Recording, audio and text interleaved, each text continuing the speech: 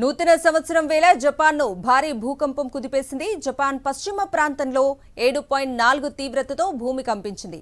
సముద్రంలో అలలు భారీగా ఎగిసి పడుతుండటంతో సునామీ హెచ్చరికలు జారీ చేశారు అధికారులు. జపాన్ పశ్చిమ తీరంలోని ఇషికావా, తొయామా, నిగాటా, ఒమౌరి నగరాలను అత్యవసరంగా ఖాళీ చేయిస్తున్నారు. కొన్ని చోట్ల తీరంలో 5 మీటర్ల వరకు అలలు ఎగిసి పడుతున్నాయి. భూకంప కేంద్రానికి 300 కిలోమీటర్ల పరిధిలో సునామీ హెచ్చరికలు జారీ అయ్యాయి. యమగటాలోని ననావ్ పోర్ట్లో 3 మీటర్ల మేర అలలు ఎగిసి పడుతున్నట్లు అధికారులు వెల్లడించారు.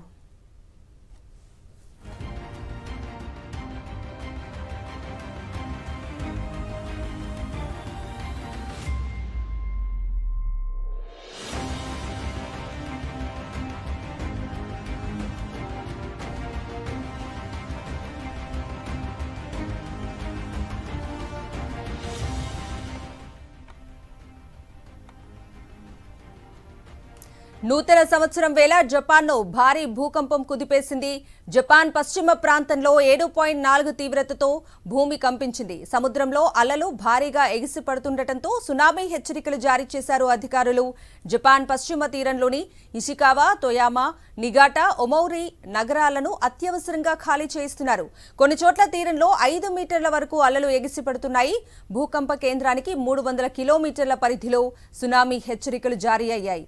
యమగటాలోని ననావ్ పోర్టులో 3 మీటర్ల మేర అలలు ఎగిసి పడుతున్నట్లు అధికారులు వెల్లడించారు. ఇక ఇదే అంశానికి సంబంధించిన పూర్తి అప్డేట్స్ ని మా ప్రతినిధి వెంకటేష్ అడిగి తెలుసుకుందాం. వెంకటేష్, జపాన్ లో భారీ భూకంపం చోటు చేసుకుంది.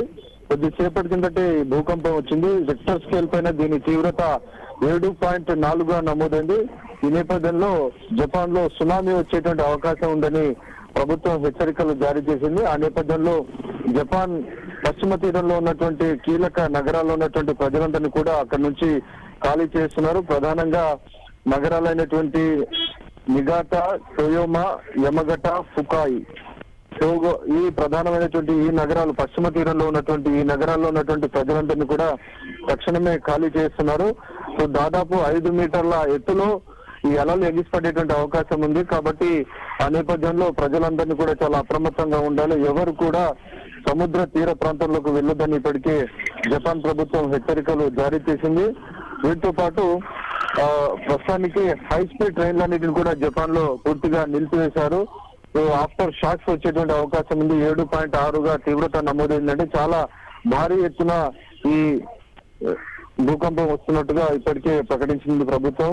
గతంలో 2011లో కూడా ఇదే తరహాలో దాదాపు 7 పాయింట్లకు పైగా రిక్టర్ స్కేల్ పైన తీవ్రత నమోదు కావడంతో దాదాపు ప్రధాన నగరమైనటువంటి ఫుకుషిమా అనేటువంటి నగరం కూడా తీవ్రమైన దెబ్బతింది, నష్టపోయింది. అలాగే ఫుకుషిమా అణు కేంద్రంలో కూడా భారీ ఎత్తున నష్టం జరిగినటువంటి పరిస్థితి గతంలో చూసాం. దాదాపు 10,000 మంది జనం కూడా అక్కడ చనిపోయినటువంటి సందర్భం ఆ సందర్భంలో జరిగింది. సో ఈసారి కూడా తీవ్రత పెద్ద ఎత్తున ఉండేటువంటి అవకాశం కనబడుతుంది. రిక్టర్ స్కేల్ పైన 7.6గా నమోదైనటువంటి నేపథ్యంలో డెఫినెట్ గా సునామీ వచ్చేటువంటి అవకాశం ఉంది. ఈ ప్రధానమైనటువంటి నగరాల్లో ఉన్నటువంటి ప్రజలందరినీ కూడా ఎత్తైనటువంటి ప్రదేశాలకు వెళ్లాలని ఇప్పటికే సూచించారు. లేదంటే అలాగే ఇమీడియట్ గా అక్కడ ఉన్నటువంటి స్థానికంగా ఉన్నటువంటి అన్ని ట్రైన్స్ అన్నిటిని కూడా ఇప్పటికే రద్దు చేశారు, నిలిపేశారు. ఎవరు కూడా ట్రైన్స్ ను, హై స్పీడ్ ట్రైన్స్ యూజ్ చేయదని కూడా ఇప్పటికే అక్కడ ఉన్నటువంటి జపాన్ ప్రభుత్వము ఒక హెచ్చరికలు జారీ చేసింది.